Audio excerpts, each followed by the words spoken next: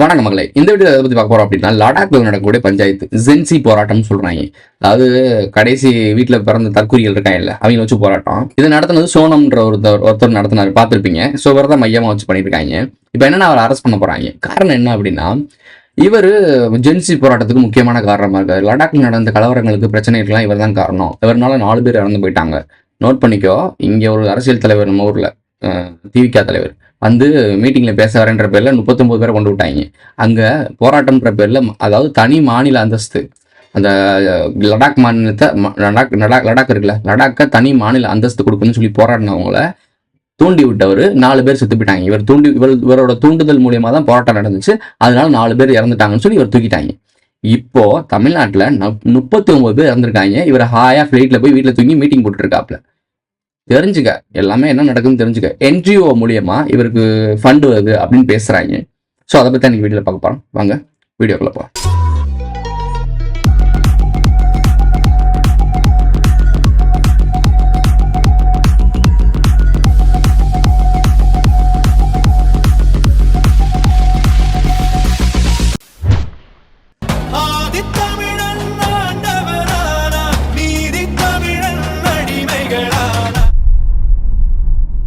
என்ஜிஓன்னு சொல்றது உங்களுக்கு என்னன்னா, வெளிநாடுகள்ல இருந்து ஃபண்ட் வருதுன்னு சொல்றாங்க.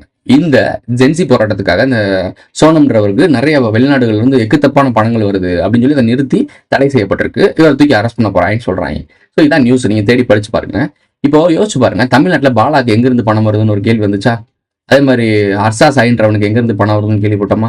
நிறைய பேர் திடீர்னு மக்களுக்கு உதவி செய்யறாங்க. இல்லை, மக்களுக்கு அவங்க உதவி செய்ய வரோம். மக்கள் ஏன் பொலிட்டிஷியன் நம்மளுடைய விஜய் அவர்களுக்கே ஒரு அரசல் புரசலா போயிட்டு இருக்கு. வெளிநாடுகள் இருந்து இது சொல்றாங்கல்ல, கிறிஸ்துவ நாடுகளில் இருந்து வருது அப்படின்லாம் சொல்றாங்க. அது எந்த லெவலுக்கும் தெரியல, கான்ஸ்பிரசியா இருக்குன்னு நினைக்கிறேன். நம்பகத்தன்மையான நியூஸ்ல தெளிவா வரல, அதனால அதை பத்தி பேச முடியாது. பட் ஒரு ரூமர் இருக்குன்னு வச்சுக்கோங்க.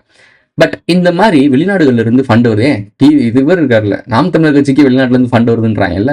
ஸோ இந்த மாதிரி ஃபண்ட் வருது அப்படின்னா ஒரு நாடு இருக்குன்னு வச்சுக்கோங்களேன். இப்போ இது ஏன் தடை செய்யறாங்கன்னா, இந்த மாதிரி என்ஜிஓஸ்க்கு வெளிநாட்டுல இருந்து ஃபண்டு தராங்க. ஏன் ப்ரோ மக்களுக்கு சேவை செய்ய தானே செய்யறாங்க, இதுக்கு தடை செய்யறாங்கன்னா, இப்போ சைனா இருக்குன்னு வச்சுக்கோங்களேன். சைனா நம்ம இந்தியா நாட்டை வந்து குலைக்கணும்னு விரும்புது. இந்தியா நாடு வளர்ச்சியோட நோக்கி போச்சுன்னா சைனாக்கு பாதிப்பு. ஸோ சைனா வளரணும், சைனா வந்து மற்ற நாடுகளை வளர விடாமல் பார்த்துக்கும். இதை தான் பண்ணுறாங்க. ஒரு ஓட்டப்பந்தயத்தில் ஓடுறோம் அப்படின்னா ஒருத்தர் தானே ஜெயிக்க முடியும். ஸோ அந்த மாதிரி வச்சுக்கோங்களேன்.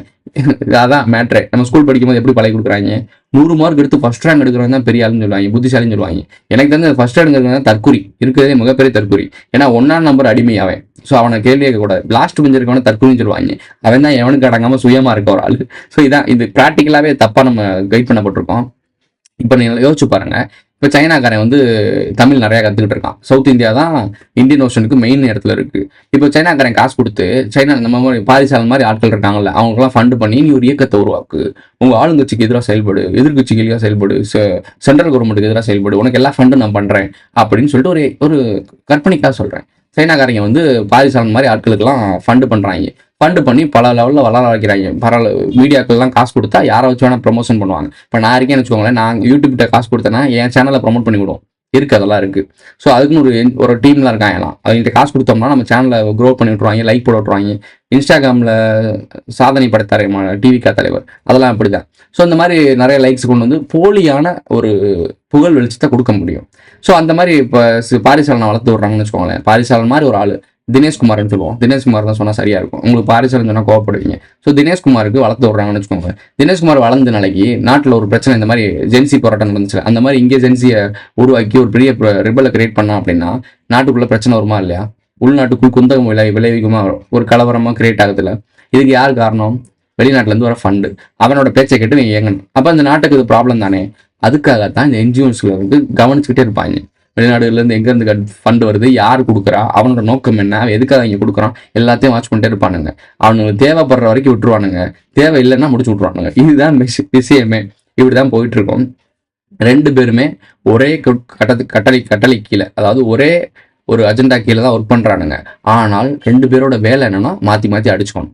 நீ என்ன திட்டு, நான் ஒன்று திட்டுவேன். நீ என்ன அடி, நான் ஒன்று அடிப்பேன். நீ என்ன அசிங்கப்படுத்து, நான் ஒன்று அசிங்கப்படுத்துவேன். மாற்றி மாற்றி சண்டை போடுவாங்க, மாற்றி மாற்றி எச்சு துப்பிப்பாங்க.